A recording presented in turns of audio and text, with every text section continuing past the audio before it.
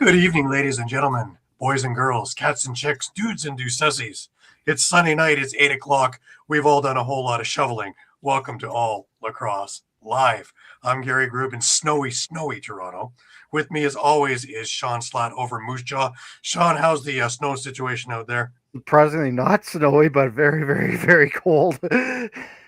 I feel like I'm part of Environment Canada here. And over down south, we go to Muffler Mike. Mike, how's the snow situation over there? It's cold and it's piling up. So we have this North American blast. If you're with us, it's one of two things: you really love lacrosse, or you're just snowed in and need something to do. But we appreciate you being with us, anyways. So welcome. And we got a number of things to cover this week. But before we get rolling, as always, let me just get the major stuff out of the way. Remember that all of our shows are streamed live across Facebook, Twitter, YouTube, Twitch, also on EOP.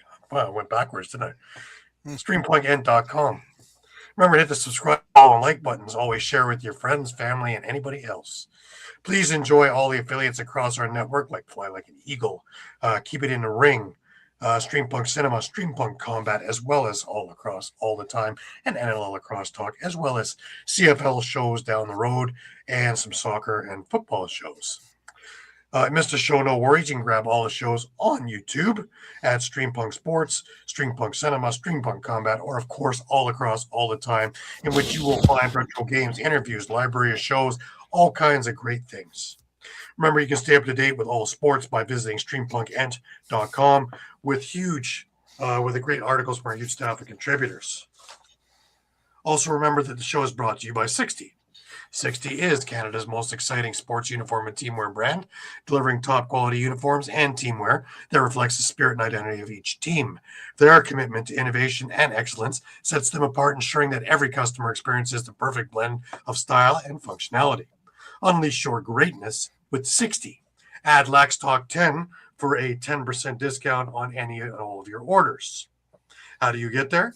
Well, first off, you can use the QR code in the center of your screen, or you can go to Instagram at sweet_60. You can go and email them at info.sweet60@gmail.com, or go directly to their website at www.sweet60.ca/60. Jim and his group will be more than happy to work with you on any and all styles, any and all apparel. And things that are in the works for us are great looking tees. So stay tuned. That will be really soon. Alrighty, guys. Few things this week. Number one, and near and dear to my heart, and something I've been rallying across for, since they moved back to the TD Coliseum, is the banners are back. And that look beautiful. All those banners. But instead of going across the floor, now they're hanging underneath the press boxes. No wonder I couldn't see them. I had to look down. All right, a few things to take care of. Number one, Pan Am Sixes will be in Oshawa next fall, September 29th to October the 4th. You're going to want to catch all the information on that one as it gets nearer to everything. But that's exciting. That's going to be a lot of fun, too. Few milestones. Kristen Delbianco is at 100 career assists and a couple of just beauties on Friday. Wow. Mark Matthews yesterday hit the 700 career assist mark. Jesse King with 200 career goals. And he's 1 point shy of 600 for his career as well. Pretty cool. We had a couple of trades. We had, Stephen Keogh is now signed to Halifax, which would make sense since they just got rid of Dawson Theed, who is now in Oshawa for a 2028 first-round pick. Also, Toronto picked up Stephen Orleman from Buffalo for a third-round 2026 pick. And in Philadelphia, we didn't forget about you folks. You have some good news too. And that is finally Flash is back. Scott Dominey was back on Friday night and making an impact. Pardon the pun. But yeah, Flash is back, which is great news for the Philadelphia faithful.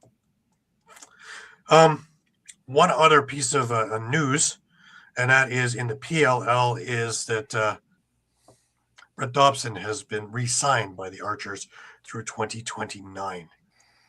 And the way he played yesterday, wow, doesn't matter, field or box, is, in my opinion, probably the best in the world now. But, well, he is the reason why Georgia won yesterday. Hands down. That could have gotten ugly fast. And you remember I'd mentioned last week that we got 2 feet. Well, add another 2 feet. We got a lot of snow. I'm happy to be indoors.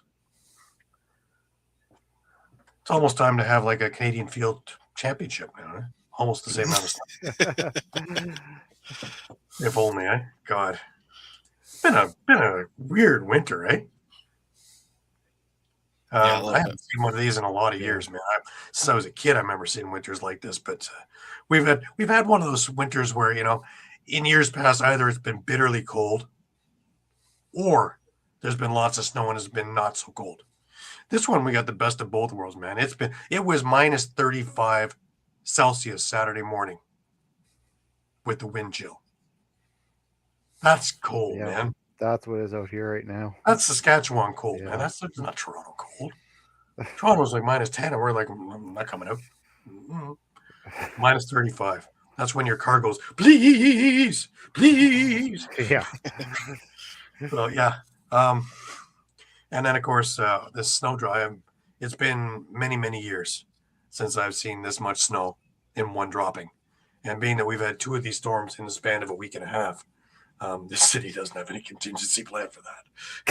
We're just kind of going on the seat of our pants. Don't park anywhere because the plows will come. And even though you're parked, you may be gone. You may think you were towed, but it's just strong plows. Just 9 cars going down the road. Eduardo's with us. Hey, Eduardo. Hey, Eduardo, thank you from sunny St. Augustine. Yeah, that's nice. I'm going to bet you that I have more snow than you do. Even with the Mexican cartels just down the road, I have more snow than you do. It's been wild. But, hey, you know, we're all around to see it and have fun with it. And, you know, if you don't have to go anywhere, you know, you can be a kid again, man, making snow angels and, you know, snowball fights and things like that. Stuff those people down south would never know. Anyways, gentlemen, how was your week? Shawn? Hey, pretty good on my end. Especially if we get to the pick'ems. Yeah.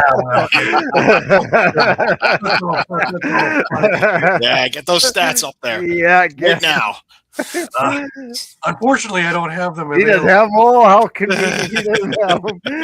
Unfortunately, they're not at my fingertips handy. I will say that Shawn went 4-0 this week. Mike went 3-1, as well as Pat went 3-1, and Cade and I were, sitting there as the bottom of the cage at 2-2 each. On the season, it is now Pat and Shawn on top at 28-18. That is a 609 average for those of you keeping score at home. I am holding on barely in third place at 26-20, rapidly going past Mike on the way down as he's going on the way up at a 565 average. Mike is actually doing great. He's at 24-22 at a 522 clip, and Caden is at 500 at 23-23. Yeah, I look good, man. I look really good until Saturday. I don't know. You know, yesterday's game in Toronto was a hell of a game, and I thought I had that one in the bank. You know, up 8-5, and Lyle Thompson decided he was going to arrive and play. I saw his shoes earlier in the game, but they were actually doing something in the fourth quarter. And when he decides he wants to take over a game, he darn well takes over a game. And my new seats are behind the net. So when I see the shots, and he's got the most deceptive shot in the league, I think. because it certainly doesn't look like he's shooting, and then it comes about 122 miles an hour. And sometimes catches the corner, sometimes doesn't. But they certainly come quick. And, well, it's interesting to see it in perspective of the goalies. Brian, coming from snowy New Thanks for Jersey. tuning in. Hey, if Pat drives by, you say hi to him for us, would you? I know Pat is doing his daily job of keeping the roads safe and clean. So I got a feeling we might see him by March. The way things are going right now. It's wild everywhere. This is the first time I've seen it where the entire map, south to north, is just all about snow. Even Texas, for Christ's sake. That must have gone over well. Nobody could get to a Panther sit. Wait a minute. Sorry. Oh, I digress. But the seats always look like there was snow on them. yeah. Yes, oh yes. But it's been fun. But yeah, just watching Lyle take over, and then overtime it took all of 30 seconds for him to convert a Shane Jackson pass. On the bright side, though, Owen Hiltz had another spectacular game. This guy is just unbelievable. He's a miniature tank. And him and CJ Kirst working together, Mark Matthews added into that little mix. And this is going to be a really interesting offense. And the thing that really got me, actually, and had me noticing things, was their defense. Their defense was suffocating for 3 quarters, or the better part of 3 quarters. The last 20 minutes, not as much, but that was just adjustments made by Georgia, in my eyes. And just interesting to watch all this. And Holochuk in net really looked good. He was on the show on Thursday, and such a nice guy. And we had such a great talk, and we had a more of a chat after the game yesterday. And it was such a pleasure and refreshing to hear someone who is just so thankful to be there. Doesn't matter in a backup role, doesn't matter in a starter's role, but just to be mentally prepared on any and all aspects. That show is on YouTube at All Lacrosse All the Time. If you're interested in watching it, it is it's also up on Spotify. If you're interested in listening, it is a good interview, and we go through everything from his days in St. Catharines on outward. So really, really a great listen and a great watch, if depending on which device you want to use. So, all right, we go into some ALL action, and well, of course, the weather has taken over, and our 4-game schedule has become a 2-game schedule because all games today at ILA over in Six Nations was canceled because even if you had the best intentions, I don't think you could have gotten there. Which one, Brian? Would it be the Rock one that signed on the back, or would it be the Gavin Prout one here? I had a chance yesterday and had all the guys sign my retro Rock with the CN Tower, playing on the numbers there. But it was a lot of fun. It's great to see everybody just in a regular aspect and not, in game mode, right? So. Right. Kind of figured. But, hey, Shawn will be back with us, I'm sure. It's nice it's not mine for a change. There you go. Yeah, I don't know what was going on there. You've obviously switched over to Rogers. Yeah, apparently. I keep my thing right beside me so that I have it just there so I can scream at it when it freezes on me. But anyways, getting into the ALL games, we had 2 AL games on the slate. And our first game from Oshawa was Saturday.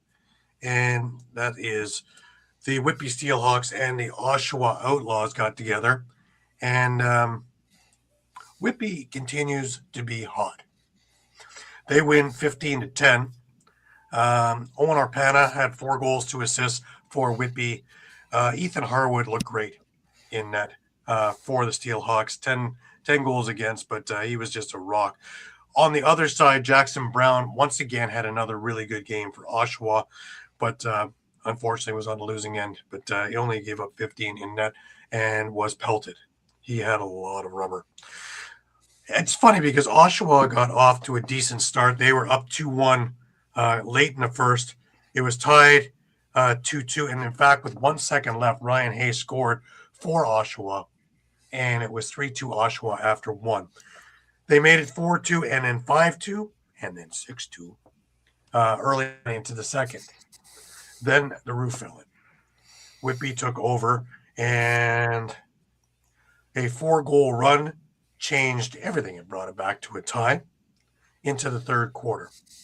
We go into the third, and Oshawa gets one and takes the lead again. However, Whitby puts together another 4-goal run.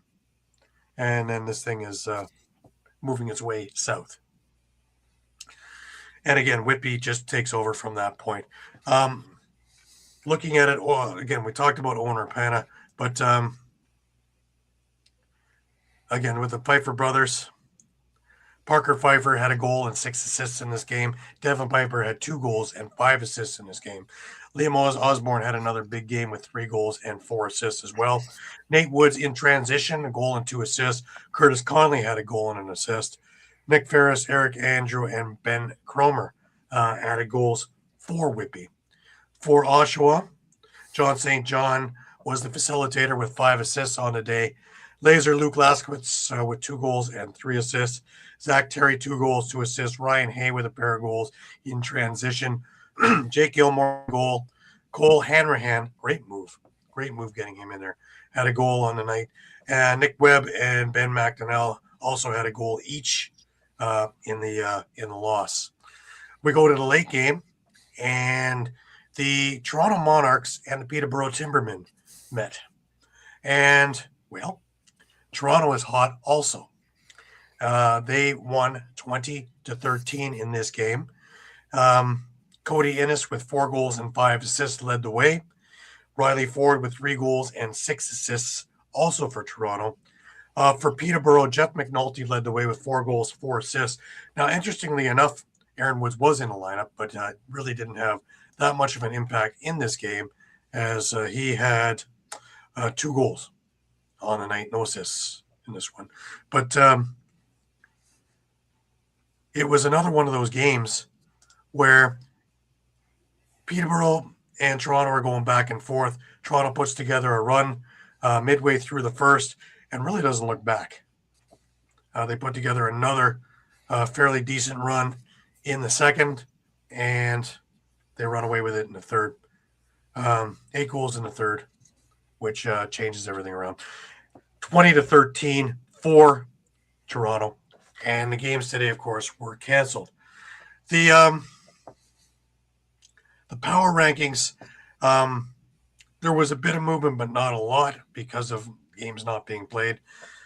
Brampton stayed in first. They're still sitting with a 5-1 record. The Toronto Monarchs have moved their way into second right now with a 4-3 record. And Peterborough, with a 4-3 record, moved down 1 spot into third. Whitby is sitting comfortably in fourth at 4-3 as well. Oswego didn't play. They're sitting in fifth. Paris didn't play in sixth. Six Nations moved up a spot only because Oshawa lost and moved down a spot into eighth. So that will all work itself out in the next couple of weeks. The games that were not played today will be rescheduled later on in the season, and they will be made up. So do not fear.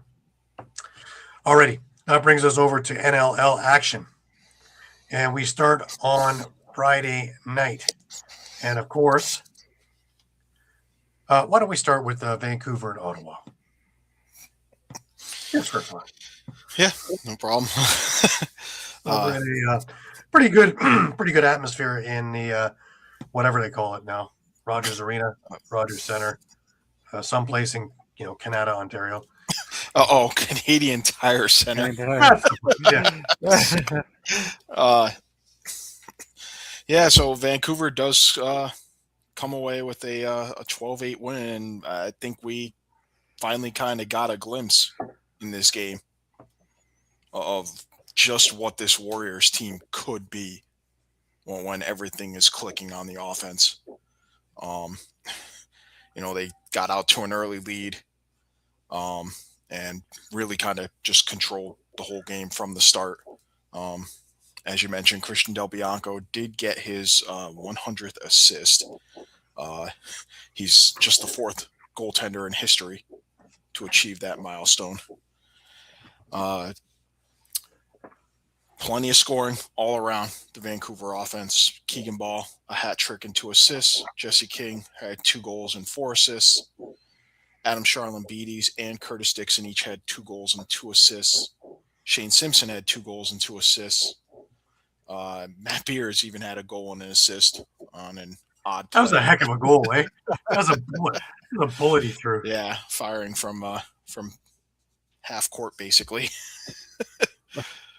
Past a diving Zach Higgins. One of the big things, 3 out of 4 on the power play, Vancouver. So taking advantage of an Ottawa team that, we talked about it last week, extremely disciplined in that win over Buffalo, not giving Buffalo even 1 power play for the game.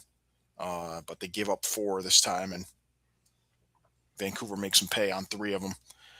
Del Bianco finishes with 42 saves. For Ottawa, Jeff Teat, 6 points, a hat trick, and 3 assists. Connor Kiernan had 2 goals and 2 assists. Larson Sundown with a goal and an assist. Sam Firth and Jacob Dunbar each had a goal. Rob Hellier and Riley O'Connor kind of shut down a bit. Hellier had 4 assists, O'Connor 2 assists, but neither of them were able to find the net. And tough night for Zach Higgins, 28 saves, 11 goals allowed. We even saw Tyler Carlson for a small bit, just to try and give him a break. Yeah, and the concern now, really a couple of things. I mean, for Vancouver, obviously getting the momentum back after a game they probably should have won against San Diego, that really would have kind of put San Diego in some dire straits, a third of the way through the season. For them to bounce back and, kind of goes to my caption here. Away teams did take the lead this week when as far as the season goes, winning games. And Vancouver, along with San Diego, is one of 2 teams that's undefeated on the road.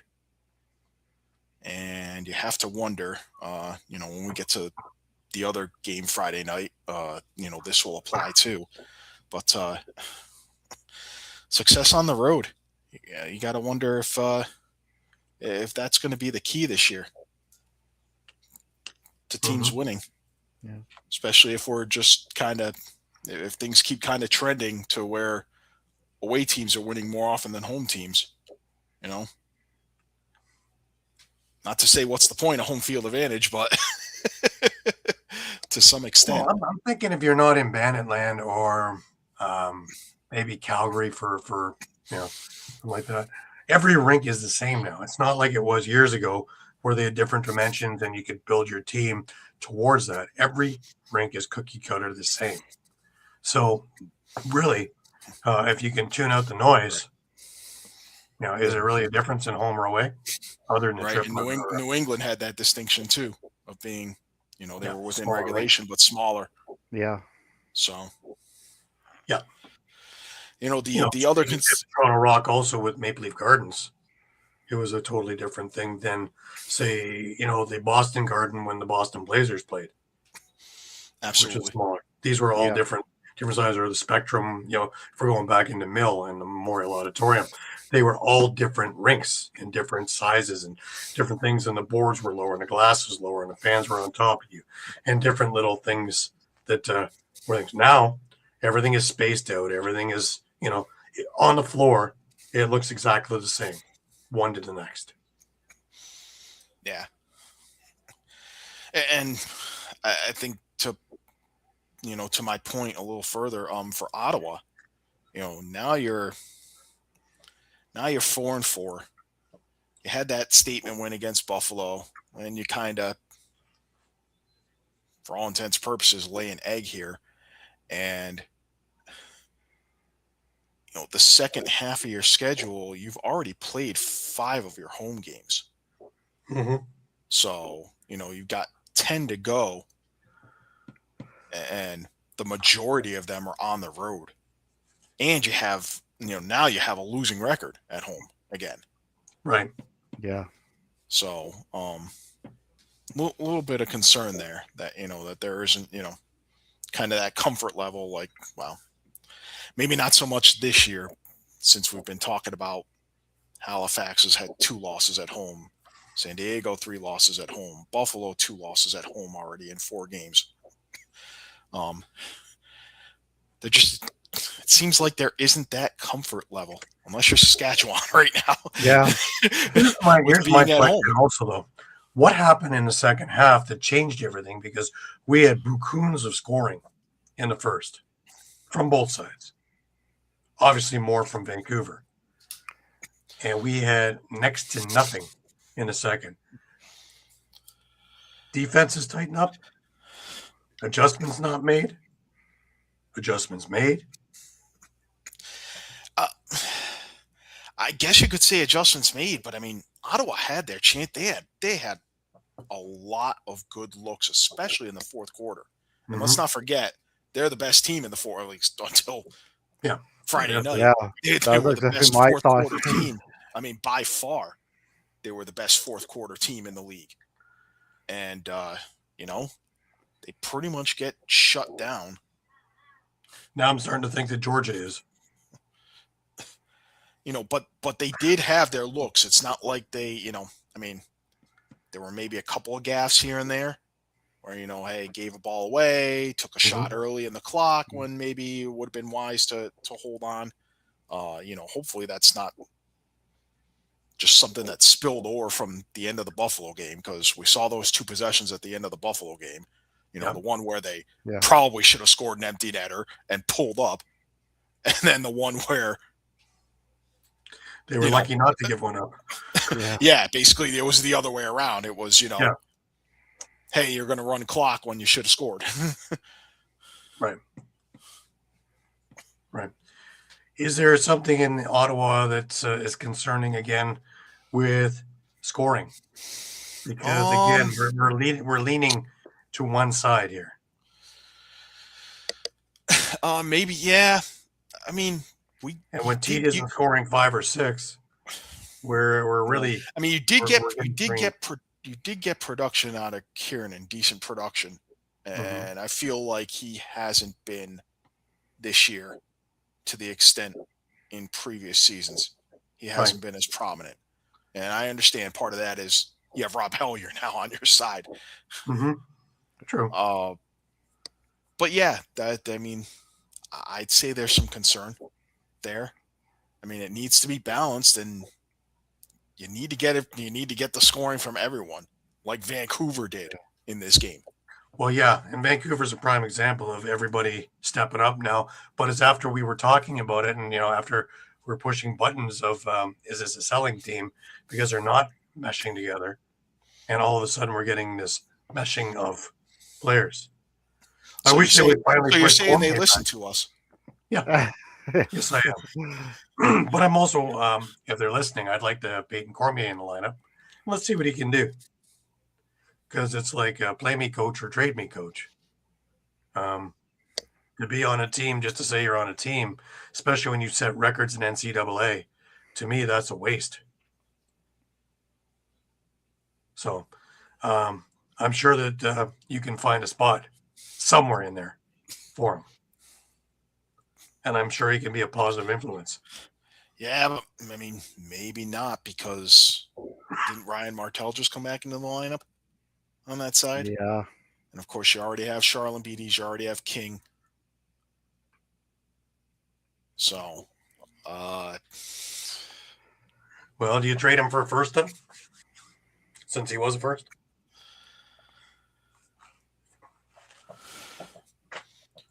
Who needs a lefty right now? He doesn't. True. Yeah. It's never not the most coveted commodity Mm-hmm. in the NLL. The only thing is, I think that his stock has gone down because nobody knows what he can do box now. Because nobody's seen him play other than a couple of sporadic games. So I think Vancouver's doing himself an injustice because they're not doing him any favors by not playing him. And his stock is going downward, so they're not going to get full value for what he's really worth because there is no list of what he can do box. And we know it's done field accomplishments don't mean diddly. Just take a look at some of the field guys who've come through. Yeah, that's tough. Yeah. I mean, I don't know what the answer is. I see a similar situation potentially in San Diego with Corey Small. Now scratched twice in a row. And, they have Chris Kavanaugh waiting. Yeah. Yeah. So it's, they already have a lefty sniper in Connor Robinson, and, Dylan Watson's stepping up his game. So it's, we're going to see some tough decisions. If anything, if someone's looking to trade, they might focus more on Peyton Cormier as a target versus Corey Small just because of the age. Yeah. It's Yeah, you can get for sure. It makes sense. Good solid prime years. The only thing that I have is, again, Corey Small is a known commodity. We know what he can do boxed. Peyton Cormier is still, and I love his game, but we still don't know what he can do when it comes down to push come to shove in box. We know what he can do field. We know what kind of player he is. We know what kind of shot he's got. We also know that he has been injury prone all the way through his career. That's the thing that worries me. And in tight in box is much more apt to get injured than in field. Though we've seen some pretty wild injuries in field too. But I think that they should find a way to get him in the lineup other than somebody going down with an injury, just to see what they got. Give him a chance. Now that the lineup looks to be gelling, now you can insert a piece and see what he can do with this lineup and if it works. Because down playoff time, when it's a grind and guys are going down or needing a break down the stretch, you don't want to find that you don't have anything. Right. And one game isn't going to cost you a season, but it will give you a good tell on what you got. All right, let's move on. Let's move on over to Philadelphia. And again, this is becoming a broken record now. Philadelphia is faking everybody else out and starting off great. And they got Domini back. And, that was a big plus. A whole different aspect to that transition game right away. And their defense looked good off the hop. Held San Diego scoreless in the first. How many times have we said that, Mike? None until Friday night. There you go. Yeah. There you go. So for everybody worrying about Philadelphia defense, it is still there. However, offensively, we had 2 goals in the first, and that's it. Joe Resetarits looks to me like he wants to be the facilitator now. It was nice to see him get a goal, but it looks like he wants to be the guy who's dumping it off more than the guy who's shooting it. And sometimes I think it's to the detriment of the offense. If the shot's there, take it. And I think that Philadelphia could be a lot more dangerous. And again, I bring up the same point, Mike, Shawn, of Blaze Reardon. Yes, I see him there. Yes, I see him with these assists every now and again. But does he have a role? I don't think he does. I don't think he knows what his role is. And I don't think anybody else knows what his role is. Until that gets defined, he's just an extra body out there, and that's a waste of a lot of talent. Because remember him a couple of years ago. He was the one most feared of the offense up front because he was fearless. He would jump through the crease. He had hands that were great, He could do from behind the net. He could pass. He could shoot, and he could get in the dirty areas out front and from the top of the crease score, a la a Hogarth idea, just a little shorter. Now, I don't think anybody's concerned about him. I don't think anybody's double teaming him or worried about what he's going to be doing if he's going to be going across. I don't think goalies are worried if he's going to be bulling a China shop through the crease. And to me, I think that's a waste. He's one of those guys where I think you need to define a role for him, and he will do whatever you tell him to do. Have they And he's given got his 2 shots? He had 2 shots on net and 3 assists. I mean, to Gary's point, like, why would I fear a guy who's not going to shoot the ball? Yeah. Yeah. Or a team that's not going to shoot the ball. And we heard it on the broadcast from Scott Gabrielson. Mm-hmm. The Wings need to shoot the ball. 41 shots for the game. Yeah. Well, that's kind of my other point was, again, Blaze Reardon, 3 assists, 2 assists for Joe Restateris, 4 assists for Eric Fennell. Got plenty of guys who are willing to pass the ball and get assists. You got a lot of facilitators, but who the hell's scoring? Yeah. I agree with you, Brian. I agree with you, but isn't that up to Philadelphia to get him in shape? Funny enough, isn't that what happened to Chris Kluche when you had him in Philadelphia, and then Buffalo took him and put him in shape, and he's been sailing ever since? Just should be looking at the strength and conditioning coaches, because that's in their realm, isn't it? Yep. He hasn't been the same since the injury, obviously. We know that. Now, do we need a hypnotist? What do we need? Yeah, I'm not sure. It can't be fear of the ball because he plays a solid net with no equipment in the summer for chaos. Correct? True. So there's obviously no fear of a ball coming at him. Is the other problem here that they are deferring to the American field guys a little too much? Possibly. Sowers and O'Neill. Yeah, could be. That they're just relying on these guys to have big games night in and night out when, let's face it, they're both currently in their second year of pro box lacrosse. Yeah.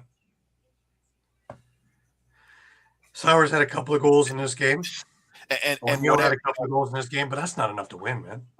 Especially when nobody else is putting up numbers. And I'm not making this comment lightly, and I'm not trying to attack U.S. Boxla, but it's not Canadian juniors. We don't know what kind of level of experience, and what kind of real reps that Sowers or O'Neill have gotten prior to the NLL with whatever time they've spent in box. Right. And again, that's not to knock U.S. Boxla or any of the leagues around here, in that area. The what's the one in Baltimore? Baltimore Indoor Lacrosse League. The BILL, yeah. That's producing some great players. Blaze Reardon has played in that league, I believe. Jordan Hall has played in that league. Yeah. So, we've seen guys come out of that league. We've seen guys who longtime pros like Jordan Hall who've played in that league. So, and that's not meant to be a knock, but, it's at the same time, we're talking about how it's still on the rise in the U.S. Right. I don't know good, but you can't blame the defense. You can't blame Damoud. They gave up 9 goals. The relative idea is if you can stay into single digits, you keep somebody in digits, you'll win. If you can get into double digits, you have a good chance of winning. Well, 7 goals ain't going to do it. And even though 4 of them came in the first half, to me, if it wasn't that the Seals took a while to get going, that would have been different too.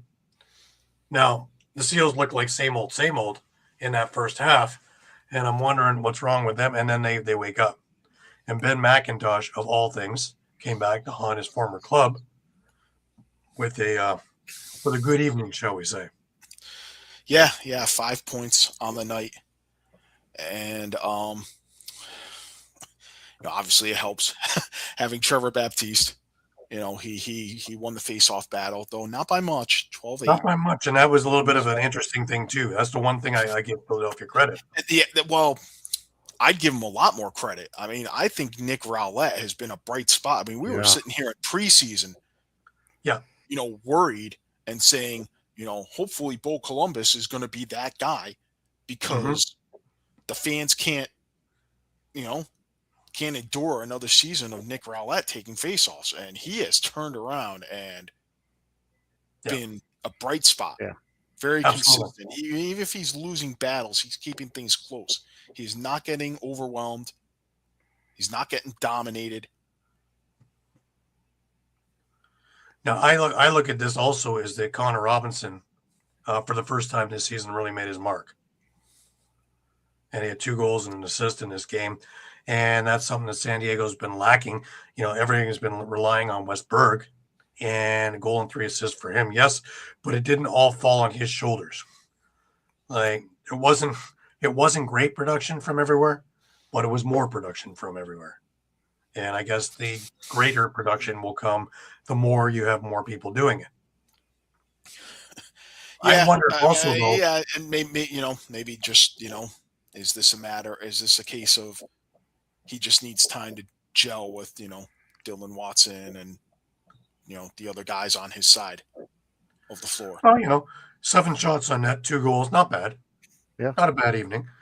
I look also at Chris Origlieri. He only gave up 7 goals in the game, coming back from a groin injury. I tend to wonder, groin injuries take more than a week. I wonder, that's 2 good games in a row now he's had. Yeah. Yeah. So, is he 100%? Pretty close, I would say.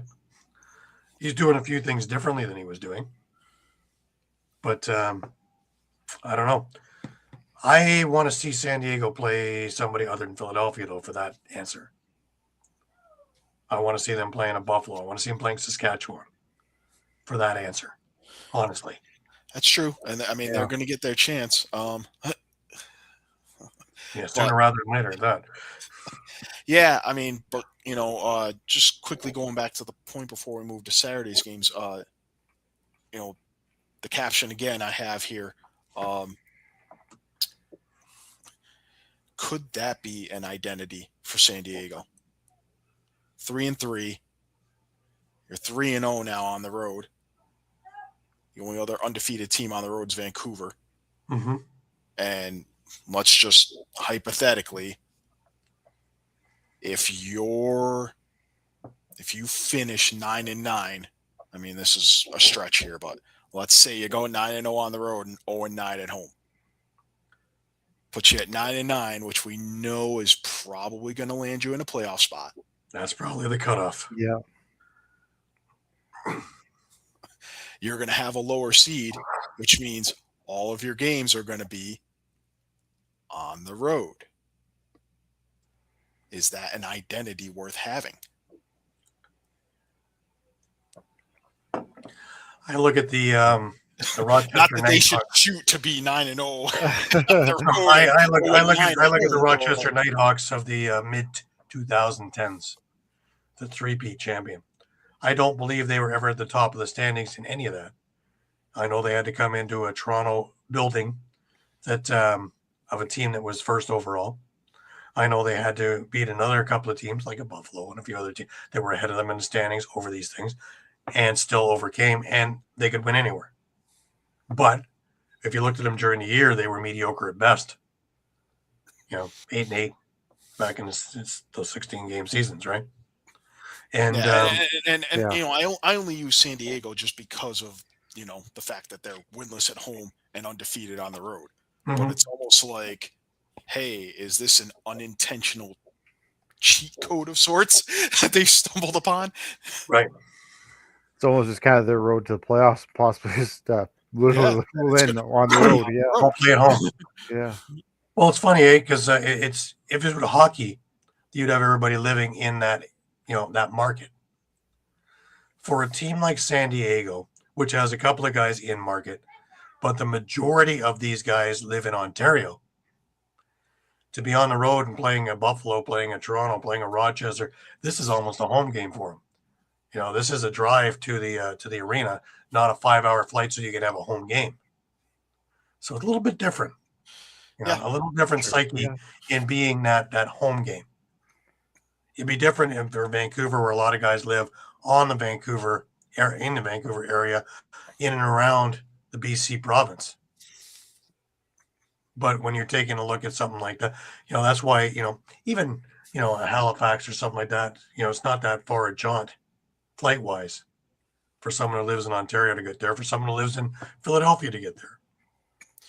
Yeah, and let's not forget, I mean, their remaining away games are, you know, Las Vegas, Saskatchewan, but Colorado, but then they have Toronto, Georgia, and Oshawa. Mm-hmm. So they have a couple that are close by. Now, my question to you is, which ones are the close by ones? Because the 50-50 split now. The ones at home close by, or the ones where they're close to living. Yeah. So, you know, that's the thing with being on the West Coast. That, yeah, it's sunshine, and while we're all digging out of 60 centimeters, that'd be 2.5 feet to y'all, of snow, or being on the beach, right? Or playing in the outdoor practice rink. We would have one, but we couldn't find a ball. I believe we tried that with the Canadian Field Championships, remember? Yeah. How'd that go? Yeah. Yeah. We might actually move to an orange ball. The sticks are you shovels now. Yeah, message to some of the shut-ins in LinkedIn who keep sending me messages if I want to buy the balls there. or the WhatsApp people who are trying to sell me their uniforms. All I need to do now is find a team. But anyway, let's move on over to the Saturday games. We had two of them on Saturday, and both of them were good games. And both of them were games where I was very curious to see how everybody was going to go. We start off with the Toronto and Georgia, and we alluded to this earlier. But Toronto came out on a mission in this game, and they started really working with the momentum that they built in Rochester. And as the game came across, it looked more and more like that game, only on the opposite end of the spectrum. They had a lot of opportunities right off the hop, and they jumped out to a 4-1 lead in the first quarter, but this could have been a 10-1 lead. Brent Dobson was spectacular, making saves left, right, and center, reflex, and any part of his body he'd get on there, and just solid saves. Georgia got close in the second with a couple of goals, and then Owen Hiltz took over. And he had a pair of back-to-back goals on the power play that put the Rock back in control. Now, he's the one guy, now I always complain about outside shooting. He's got a great outside shot, but he's also half the time flying through the air across the crease scoring. And I don't know how many times he tried that last night. He was exhausted at the end of the game when I was talking with him. He's going to be on the show the first week of February, too, on the NL Lacrosse Talk. So that should be interesting. But anyways, you know, the second half, Georgia's transition game woke up. And with 3 goals in the third quarter, this was starting to become a close game. Although Toronto's power play kept rolling, the Rock only took a 1-goal lead heading into the fourth. And this set up an absolutely nail-biting experience. The Swarm put on more pressure in the fourth. And they tied the game early, then grabbed their first lead of the night, they thought, and that goal came back after a long review. And then they got it anyways. Now, Lyle Thompson came to life in the fourth, scoring and then facilitating. And, of course, when he started coming to life, the Rock had to pay more attention, which opened up Shane Jackson, which opened up Jacob Hickey, opened up a whole bunch of other options. Late in the game, Georgia's up by 1, and Toronto gets rewarded finally for all the opportunities that they had with a really nice goal from Challen Rogers out front of the crease that sent this game to overtime. However, overtime didn't last very long In fact, it lasted a face-off. 30 seconds in, Shane Jackson to Lyle Thompson, and this game is now over. Bright spots for this game. Troy Holochuk in net had a good game. In fact, he made a lot of those same saves that I was just saying about Brett Dobson. A lot of these toe saves and things like that, which we're not used to with Nick Rose being a position goaltender.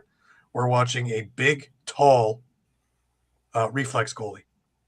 And when he's on, making a lot of saves. Brett Dobson made 48 saves in this game. That's a lot of rubber. And he looked terrific. Shane Jackson with 4 points. Challen Rogers with 5 points. However, CJ Kirst, another big game with 3 goals. Owen Hiltz again with 3 goals. Jacob Hickey, bright spot for Georgia with a pair of goals. Brian Cole came to life with 4 assists in this game.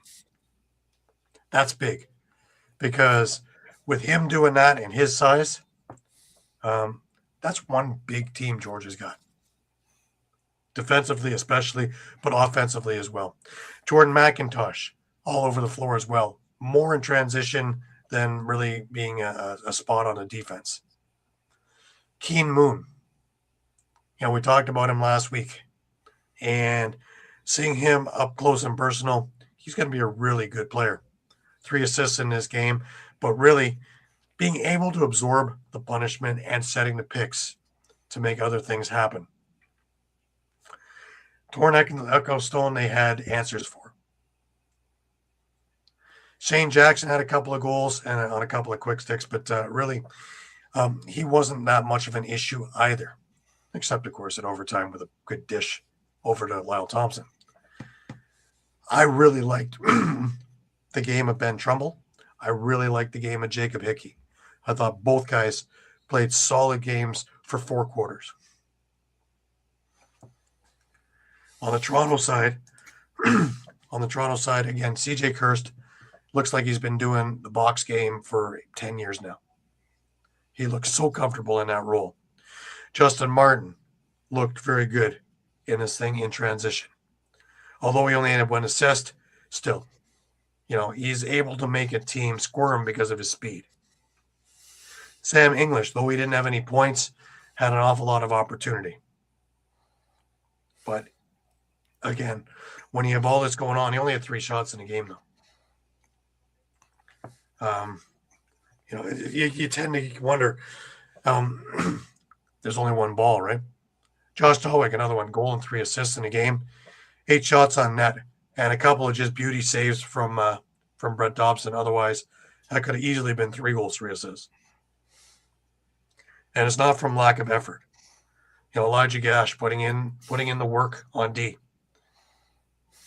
Ostrauser coming out even more on important things going on in his own zone. So that relying on him. You'd have never seen that 5-10 years ago. Yeah. He had 5 loose balls in the game as well. So doing the digging. So am I worried about the Rock with a 10-9 loss? Not really. A few bounces the other way. Not a hot goalie that's white hot. And this is a win in Toronto's column. So I'm not concerned. What I am liking is that the team is gelling. I really like Hugh Kelleher. A really big bang-em, big guy. And, some of the guys that I've watched over the years, though, the Mizukas and things like that, I think their roles have changed. Used to be exciting watching Phil come off the bench and go for that coast-to-coast transition goal. I think the role has changed, is why we're not seeing that as much. I would like to see it again, and I'd like to see Toronto's transition game be a little bit more in the forefront, whereas it's not just a Latrell Harris run when he's healthy, once he gets his shoulder back again. But we'll see. What do you think, guys? 4 for 5 on the power play. I'll add. Yeah, that's for huge. Toronto. Yeah, and that's Owen Hills. Owen Hills had 3 power play goals in this game. So they look good in the power play. They looked organized in the power play. The other thing was Josh Jubenville taking faceoffs. I thought, oh boy, it's going to be a long night. 10 of 23, not bad. Not bad. Considering at some point they're going to get TD Erlin back. And then that will change the balance of power there too. Yep. Oh, yeah. So you figure, you get a Latrell Harris back, you get a TD Erlin back. Not bad. Not bad. Kostiuk and Steve Orleman on the bench now. You have two competent goalies until Nick Rose gets back.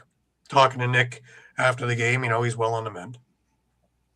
But time frames, I don't know. I tend to think, I may be off base on this. They're talking a couple of weeks, right? I tend to think it has to be more. Why would you trade your third pick in next year's draft for a goalie of the caliber of Steve Orleman if you're just going to release him when Nick Rose comes back in 2 more weeks? That doesn't make any sense to me. The math doesn't add up. It's not mathing. Are they carrying another goalie on their practice roster? Yeah, they have the Dante Mancini. They just signed out of the Oakville Buzz a few weeks back. And then which one are you going to put on the which NLL caliber goalie are you going to put on the practice roster? Who both can start. Yeah, and you'd think if it was just a couple of weeks, you would just throw in Mancini as a backup for a couple of weeks and he can go. count to 5. Yeah, He can open and close a gate. I just, it doesn't math for me. Are they potentially banking on flipping Orleman to another team at the trade deadline if Rose is healthy and back? It's possible. Depending on where they are as far as buying. I'm looking at Rose's age, though. And how many more years are you going to get out of him? I remember Rose has been here since 2012. Yep. Right, that's 14 years in this city. And before that, he was with Boston and Calgary. So, how many more years before you move to somebody younger? Are we talking about another Matt Vince? I don't know. Do we think that way, though? Yeah, I don't know, because you're 3-3 team, and is it now time to start thinking, do I need a younger goalie? Now, you went over and you got Brandon Miller back as your goaltending coach. He's surely not working that much with Nick Rose. So if he's working with Orleman and with Kostiuk and Mancini, isn't that the future? Isn't that what they're banking on the future to be? Just put it out there. Yeah. Oh, that's a good point. No, it is a good point. Like I said, where they sit as of right now, you bank on the future when you could be in a playoff spot now. Like, I just I wonder, do we find a way to hold on to one of these 4 goalies now? We were talking about that with Buffalo before, but now you've got 4 in the system. Down the road, they're I imagine they're hoping that Dante Mancini is the guy. But in the meanwhile, Nick Rose and I just can't see getting rid of a legitimate 3rd-round pick in a deep draft for a goalie you're only going to rent for a couple of weeks and then off you go. That just doesn't make sense to me. Even in the land where we get rid of 1st-round picks for, usually pretty calibered players, though. Just a thought. Anyways, we move on to the next game, and I put on my Gavin Prout Mammoth jersey because, well, the Mammoth, of course, beat Oshawa, whom I thought had everything going their way lately. And, well, they had found their scoring. They had gotten some more toughness. They gotten a lot of toughness. Yep. But they didn't bank on Andrew Q coming back with a 10-point night. No, I mean that's been the big thing we kept talking about. Is wait till Andrew Q gets in this lineup, and he had. Let me get it up here. 4 goals, 6 assists. Was a big cog in that offense for the Mammoth. And right off the bat, I mean, Dawson Theed puts up a goal right off the bat for Oshawa. But after that, I mean, that was all you really got out of him in his first night with the Firewolves. Actually, the Firewolves held a 3-1 lead, early in this game. They got off to a really, really quick start. But then again, you got 2 from Andrew Q, Will Malcolm and Thomas Vela, and, the snowball effect, right? Q gets another power play goal in the second quarter. They're up by 3. They do fight back. Ty Kurtz, Alex Simmons, and Mason to tie the game. Ron, had a hell of a game as well. Few really nice, dives behind the from behind the net there. He's starting to kind of become a bit of a weapon that if he has that ball behind there, you've got to be careful if he jumps out on you. And he had the hat trick as well for the Mammoth. And I mean, their offense just, we're talking about, Oshawa's offense coming live. Mammoth just exploded. Again, Jack Hanna, doing what they expected of him coming in. Paid the money for it. Yeah. And again, what we keep talking about, Dylan Ward, just looking like the Dylan Ward we remember. Faced 60 shots and stopped 49. He saw a lot of rubber and still backstopped the Mammoth That's to the a win. thing too, eh? That's the thing. Is Oshawa's getting their shots. And they had the same thing that Toronto ran into. They ran into a hot goalie.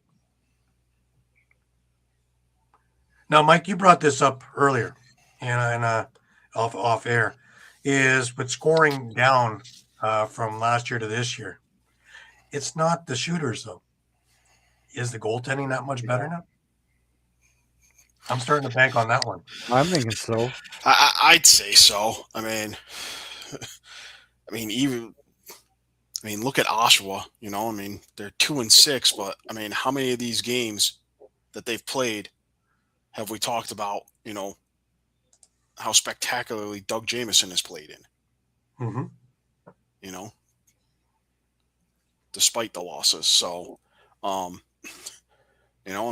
getting great goaltending efforts out of him. We're getting, we've already gotten record tying performance out of Warren Hill. We're getting, Brett Dobson through, 7 games now? His goals against average is under 7. I mean, that's insane to think about. Yeah. All right, let's use this for a thing. We talked about it before, and we said 10. If you can get over 10 goals, you can win. So goalies with under 10 or around 10. Frank Scagliano, 9.72. Dylan Ward, 8.89. Christian Del Bianco, 8.76. Brett Dobson, 6.89. Warren Hill, 9.50. Matt Vince, 10.17. Doug Jamieson, 10.1. I'd say Nathan Whittam, but there's not enough time in there. Just one quarter, right, at an 8. Yeah. But I'd say everyone else you mentioned is a starter. So even Nick Rose, right, 9.97. That's a lot of goalies with an under 10 goals against average, which is a good reason why the scoring is way down if these goalies are that strong. And we can't even talk about the bandit rule, the goaltending of the defenseman, because that's not happening now.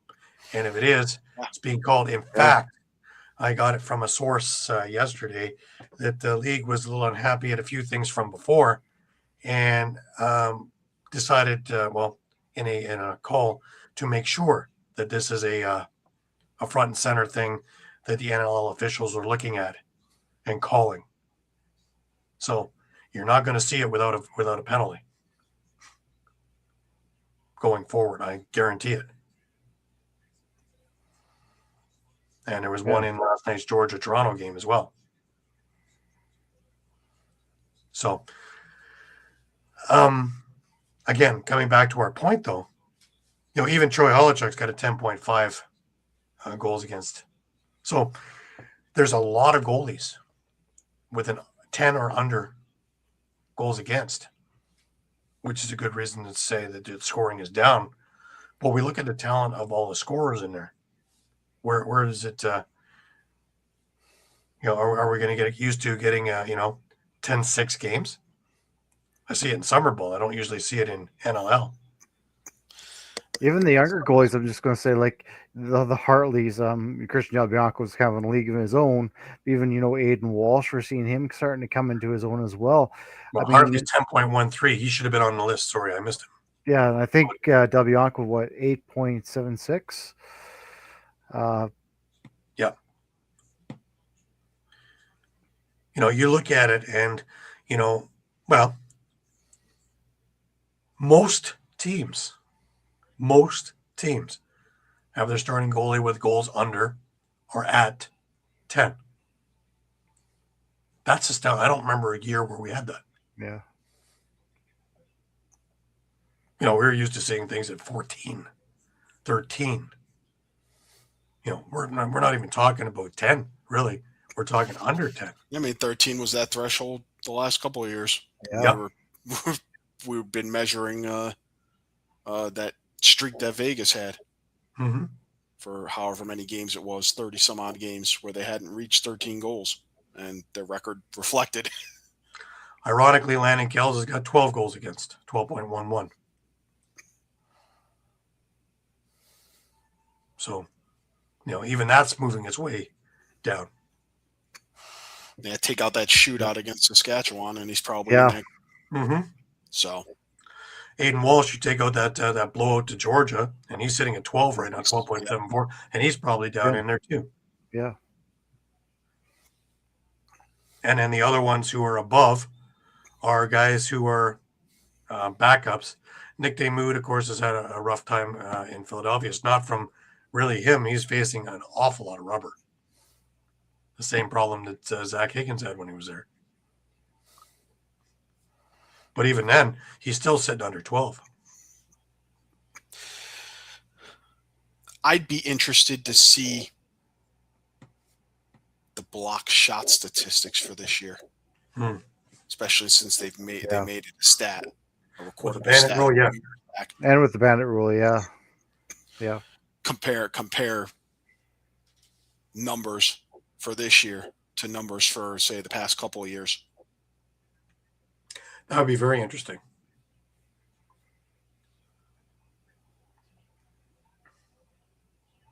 But just for our point here, it's the proof's in the pudding. It's right there. Right? Yeah, I mean the goalie play's been pretty stellar. Yeah. And it's funny because you do bring up the bandit rule. You would think the exact opposite. Block shots would be down and scoring would be up. Seems like the opposite's happening. We don't know totally about block shots, obviously, but well, I'll give you our top 5. Is Robert Hope with 16, Paul Dawson with 13. Even with the bandit rule, he's still blocking 13 shots. Kyle Rubish with 10, Reed Bowering with 9. 13, but what did Dawson have? What did he have last year? Didn't he have close to 60 block shots last year? Oh, yeah. The last couple of years, he's been an absolute machine. So now he's not really fair since he came into the league as a goaltender, right? Yeah. Well, my point with that is now he's at 20% of last year's total, and he's already a third of the way through the season. So it's going to be down then. So his going to be down. Is well down. Yeah, because he's 6 games in now, right? Robert Hope 7 games in, and I say the top number is 16. So I mean, it almost feels like maybe it's a mix of, because we've talked about it enough with other teams, passing, and everyone wants to be a facilitator, and On some teams, no one seemingly wants to score. Maybe there's a little bit too much pitch and catch going on. I've said that forever. Drives me insane when there's one too many passes that winds up being a breakaway the other way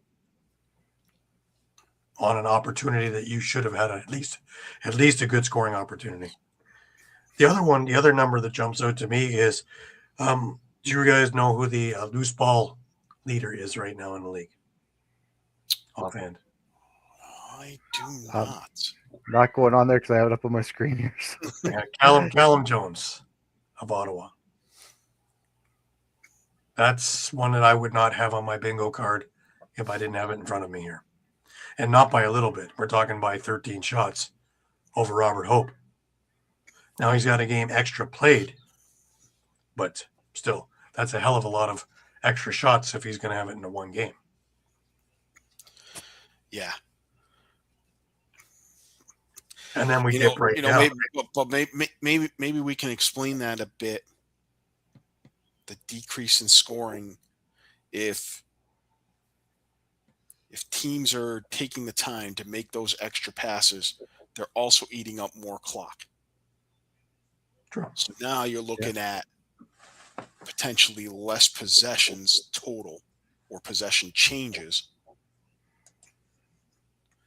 And if you're not getting those results, where you're getting the ball in the back of the net, mm-hmm. Potentially less shots then. Yep. So you're waiting for more of the quality chance than the quantity. Less shots is also going to result in less block shots. And it's going to result potentially in higher save totals. Right. Interesting. Anyways, let's something for us to keep an eye on and keep moving on. So have a quick look at next week. We had a busier week next week. We got 7 games next week. Saskatchewan is in Calgary. Philadelphia is finishing off the home and home with San Diego in San Diego Friday night. Saturday, Georgia is into Halifax. I'm curious about that one with the few moves that Halifax made and the way Georgia has been playing recently. That should be an interesting game, especially with the big size defense. I think that this isn't going to be an explosive game. Vancouver and Rochester. If you didn't have this one circled, circle it, because this is one that you're going to want to watch. Definitely one you're going to want to watch. 2 of the top offenses, 2 of the top goaltenders. Interesting. Ottawa is into Toronto. I will be there. And it is Indigenous Night in Toronto, Hamilton, for that game. Buffalo and Colorado. This one, again, is interesting. The way Colorado's playing and the way Buffalo has been playing so far this year, I tend to lean to Colorado now. And it's in the Loud House. Yeah. It's not in Banditland. So the one advantage that I would give them, and the one guy that I think can stone the Burn and Smith extravaganza would be Dylan Ward. So another interesting one. Oshawa and Vegas. Now I'm starting to wonder which Oshawa team shows up. But if they're going to get as many shots as they got in this past week, they're facing Landon Kells. They're not facing, Dylan Ward. They're not facing Matt Bitz. So do we get another repeat of what we just saw a couple of weeks ago in Oshawa, where they just went to town on Halifax, right? Right. Because they have it in them. And they can be quite tough as well. And we know that Vegas defense is inconsistent too. So, right. So this could end up being a shootout. Mm-hmm. Now with Clark and Theed, that they're going to take a battering. Vegas is to try and get inside. So it's going to be interesting. I do like the way I do like the moves that Oshawa made. even though it didn't pan out this past week. But again, we're taking now into account a hot goalie. You're going to fire 60 shots, and you get a hot goalie. It is what it is, right? Right. That's what I like to say. If I'm not going to put any credence into the Toronto loss because Dobson's hot, I can't put much credence into the Oshawa loss to Colorado because Ward's hot. However, in the playoffs, isn't everybody hot? So now we have to get into the word of character again, and finding ways and doing things and all the other things that come across, not just scoring, not just the things that we go on ESPN for the highlights of. That's when the guys who don't get on the stat sheet all the time, but are 15 years in the league because of, come to the forefront. The guys who do all the little things, the guys who set all the picks, the guys who do all the digging, the guys who do the stuff away from the play. That's, if you have enough guys on the team they're as important in my eyes as a guy who's going to score 60 goals for you. Because you're going to get 60 goals if you're not doing all that other work.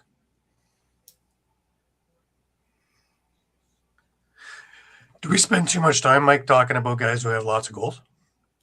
I'd rather have 5 guys have 25 goals than one guy have 55. I mean, that's probably the way to go. Yeah. Right now, I mean, we were just talking about how Vancouver finally showed a glimpse of what they could be when they're running full steam ahead. Right.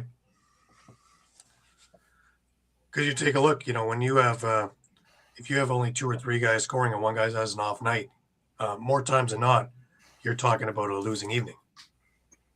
Yep. We saw that in Ottawa last few years when you shut down Teat, right? We knew everything ran through Teat, and once you shut him down, we knew that was it for Ottawa. Right. Right. We've had that with San Diego for a few games. If Westberg isn't scoring, the team isn't winning. This is the first week where I've seen it, or it's been a few more people to it, but I'm still not convinced yet. Saskatchewan really is the only one that jumps out to me with such a balanced attack that anybody can score. They're that deep. And that's happened over the last couple of years. So it's not a one-off. A 21-goal explosion last week or whatever, the week before, it's no fluke. That's not oh my God, they had a great game. That, I think, is if you're not paying attention, that can happen quite often. And if their defense holds up, then Scagliano could win the goaltender of the year award too. Oh, with that defense holding up, that speed of that defense, they can score too. That's the other part of it. Transition, as I've said many, many times, I love a strong transition game because it makes the other team unsettled. Then they take a lot of too many men penalties. Then your power play gets to work. But more than anything, then you get to keep their defense on the floor and rattle them around. And then come fourth quarter, why do you think their goals are up? Well, because they're dead exhausted because they killed 10 penalties during the game. Everything fits in piece by piece. And if you can dissect it and be that, that cerebral as to, piece that together, see in the finals. And if you have all the pieces, like I say, the most complete team the league has right now, and the proof is in the stats, is Saskatchewan. And it's not like they weren't in the finals already. So they're able to duplicate or replicate their performances. So I'm curious as it goes along. And I think they have enough depth, because you're not even seeing Levi Anderson. We're not even seeing a few other players come into the lineup yet, who I'm hoping that they can find room for, because you don't want them sitting rusty in the press box. You're sitting 6-1. You find a game that this would be a good one to put Anderson in. This would be a good game to put so and so in. That would be smart, I think. Yeah, well, you're seeing Anderson and Clark Walter kind of rotating through. I mean, any other team, they'd probably be full time. Easily. easily. Right. Both of them. Yeah. But it's a little eerily the same as 2016, isn't it? Yeah. Where you have this depth and this camaraderie. You know, back then it was a Dan Taylor or a Tor Reinhold or something like that. Now you have this, right? So, back then it was Aaron Bold. Now you got Scigliano. Who wants to get that monkey off his back of always the bridesmaid, never the bride. Be it WLA, be it Man Cup, be it NLL, is always there. So he's good enough to do it. It's just to get over that hump and actually hoist that trophy. And just, you talk about character, you don't think those guys on the floor in front of him want to do it for him? Absolutely. Oh, Absolutely. Yeah. 100%. But remember, character wins cups. That's why you never see a President's Cup winner in NHL winning a cup, or very, very seldom. You can have all the scores you want and whatever. If they don't mesh and they don't grind, you're not winning in the playoffs. Same thing with lacrosse. There's a reason why Buffalo has won 3 in a row. There's a reason why Rochester had won 3 in a row. There's a reason why Saskatchewan had won 3 out of 4. It was character. A whole lot of talent in there too, but character is the ingredient that misses from talent without it. And gee, why didn't we win? That's why.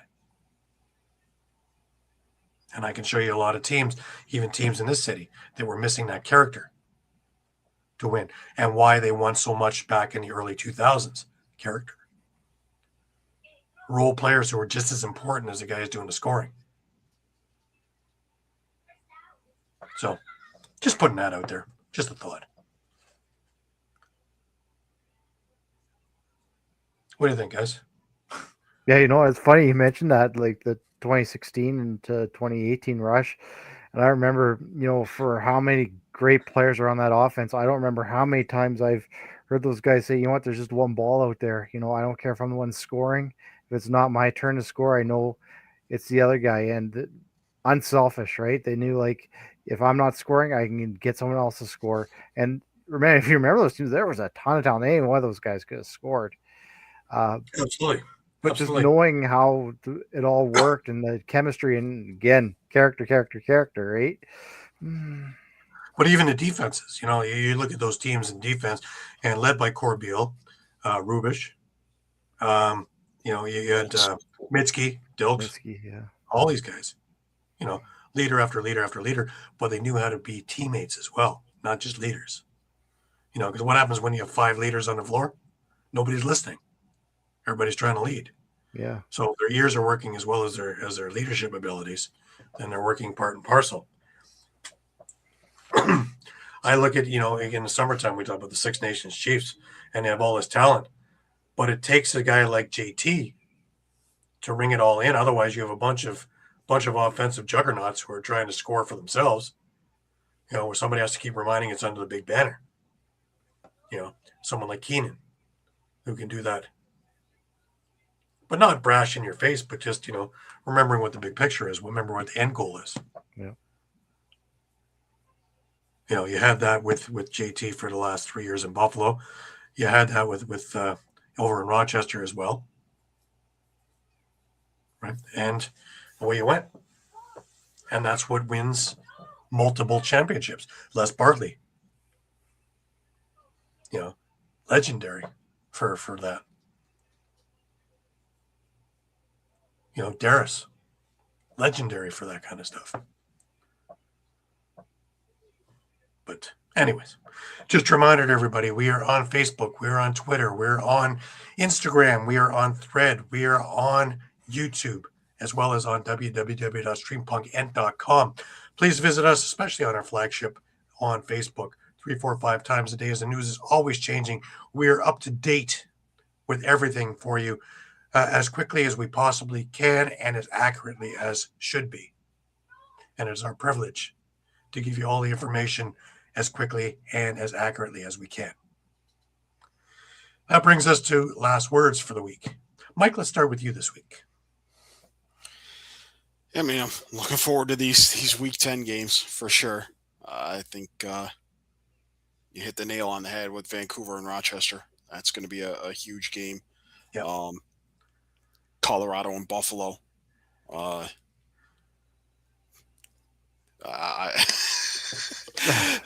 I mean, to come back here next Sunday and talk about the Bandits being on a 3-game losing streak. That'd be When's the last time wild. we did that? Yeah, That would be wild. That, Yeah. I don't think that was on any of our bingo cards. No, that'd be like So, 2015. No. That's a long time ago. Then it'd be interesting to watch Banditland and what they're talking about. Yeah. Yeah. Shawn, last words to you. Yeah, and just going back to that too. I mean, the beginning of the year, would we have even thought, Colorado even competing with Buffalo? Now all of a sudden we're looking at this like, almost leaning towards Colorado in this one. Other game, not to take away from the Vancouver Rochester, that's going to be a massive game. I'm curious to see that Georgia Halifax game. Yep. I think that's two teams that we've really seen inconsistencies out of. Some games have looked great, some games they haven't, and the goaltending duel too between Hill and Dobson should be unbelievable. I think that's going to be a really interesting game. Yeah. I'm actually looking forward to being at the Rock game against Ottawa because I really want to see if the Rock, they seem to have just shook this one off, and to keep building and keep moving. And each team presents a different challenge for this group, especially, you look at one point, there was 5 first-round picks on the floor. I can't remember the last time I said that in Toronto. So, they're getting on the same page, and the movement is happening. And we have guys going inside. We have outside shooting, all kinds of things that are happening that hasn't happened in a while. Nobody is relying on anybody, and everybody is working with everybody. So eventually the consistent W's will come. Don't forget, there's another first-round pick next year, and Ty English, who was their first-round pick this year, number 2 or number 3, he's in the lineup next year. So you have more first-round picks coming on top of that. So this team is going to be around for a long time as a top-tier team, especially if they get all the legwork now as they get comfortable. And they certainly look like they're working very well together. And what I'm noticing is away from the floor is they are enjoying each other as well. You don't have cliques. You have a lot of grouping and things. This is what championship teams used to do. Everybody went together on this. Everybody did that. Guys took each other under their wings. Again, I bring up the story last week in Rochester when CJ Kurse was coming off the floor and he was taking time, of course, signing everything for everybody and taking pictures with the kids and things like that in Rochester. And who's waiting? Latrell Harris in his street clothes and his sling, waiting for CJ to come off because they weren't going to do any of the celebration in the dressing room until he was there. Everybody was in. That's a team. That's what a team does. So I'm curious to see each step of the build. But yeah, again, the games that, of course, we talked about, the ones that are circled, the Rochester one, of course, the Halifax one, of course. And I got to say about the parity of the schedules, they're crescendoing at the right time. And teams that need to be facing each other for, maximum value for the fans are happening. I don't know. We talked about it in PLL, how it was weird how everything kind of aligned at the same time. NLL is happening too with a much bigger schedule of teams. So the parity, it's unfortunate there has to be a loser and a winner. But, hey, welcome to sports. Anyways, that'll wrap us up again for this week. We thank you, as always, for being with us and being, so loyal. And all your comments and all your things and seeing people in person. It is such a wonderful thing, and I love it. Can't get enough of it. There'll be some news out of OSL in the next little bit too. One thing I missed at the beginning is the announcement, of course, that there is a 7th OSL team. The Trenton Kodiaks are now part of that league, and there will be some things happening. There's some maneuvering going on as well in the board. So being on it, I'm kind of privy to it. But stick with us, and we will have all that information for you as well.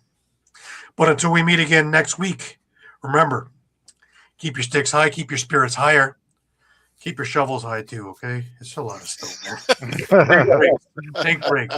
There's a lot of snow. If you don't have a snow thrower, get one. I don't even know, man. Sometimes snow's too high for the blower. But anyways, until we meet again next week, hopefully we're all in one piece, and we're talking about the storms that were. Take care, and we will see you again next Sunday night, 8 p.m. Have a great time.